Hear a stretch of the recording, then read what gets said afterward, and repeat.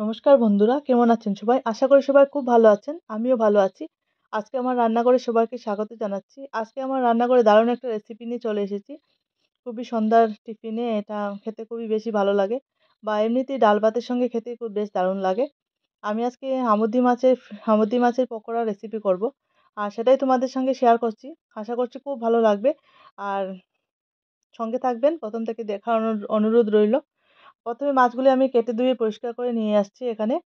আর মামুদি মাছগুলি আমি নিয়ে এসেছি। এবার আমি লেবুর রস দিয়ে দিচ্ছি মাছগুলির মধ্যে। একটু মেরিনেট করে রাখবো তার জন্য।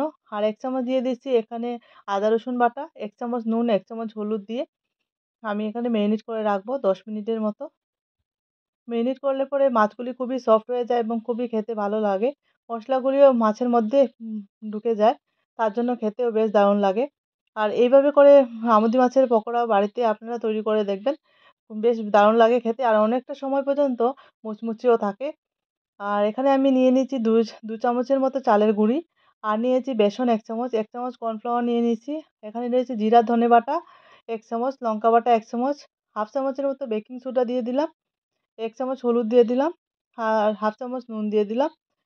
আর দিয়ে দিচ্ছি এখানে আমি কুচানো ধনেপাতা। ধনেপাতাটা অবশ্যই দিবেন যাতে করে সুন্দর একটা এখানের মধ্যে ভালো সেন্ট আসে। আর এখানে জল দিয়ে দেবো আমি পরিমাণ মতো। জল দিয়ে ব্যাটারটা রেডি করে নেব। ব্যাটারটা খুব সুন্দর চামচের সাহায্যে এখানে মিশিয়ে নেব। ব্যাটারটা সুন্দর করে মিশাতে হবে এবং ১০ মিনিটের মতো রেস্টে রেখে দেবো ব্যাটারটা বানিয়ে। যতক্ষণ না আমার এখানে তেলটা গরম হয়। আমি এখানে একটা কড়াই বসিয়ে দিলাম। আর আমি এখানে সর্ষের তেল দিয়ে দিলাম। এই ফিশটা আপনারা সাদা তেলের মধ্যে ফ্রাই করতে পারেন। আমি সর্ষের তেলের মধ্যেই করি, কেননা আমার ফিশ ফ্রাইটা আমার সর্ষের তেলের মধ্যেই খেতে বেশি ভালো লাগে তার জন্য। আপনারা চাইলে সাদা তেলেও করতে পারেন। আর তেলটা এখন এবার গরম হয়ে গেছে। এবার আমি মাছগুলি দিয়ে দেবো এক, এক করে। তেলটা যখন বেশ গরম হয়ে যায় ঠিক সেই পর্যায়ে দিয়ে দেবেন। আর দিয়ে সুন্দর করে এপিঠ ওপিঠ এবার ভেজে তুলে রাখবেন। দেখতেই পাচ্ছেন কত সুন্দর হয়ে গেছে। আর যেহেতু এটাতে চালের গুঁড়া দেওয়া আছে তার জন্য অনেকটা টাইম পর্যন্ত সেটা একদম কুরকুরে থাকবে আর মুচমুচে থাকবে।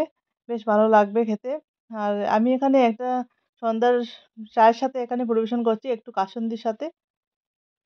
বেশ দারুণ লাগে খেতে। আর রেডি হয়ে গেল আজকে আমার রেসিপি। আর এটা আপনারা সাধারণত ডাল ভাতের সাথেও খেতে, দুপুরে ডাল ভাতের সাথেও বেশ ভালো লাগে।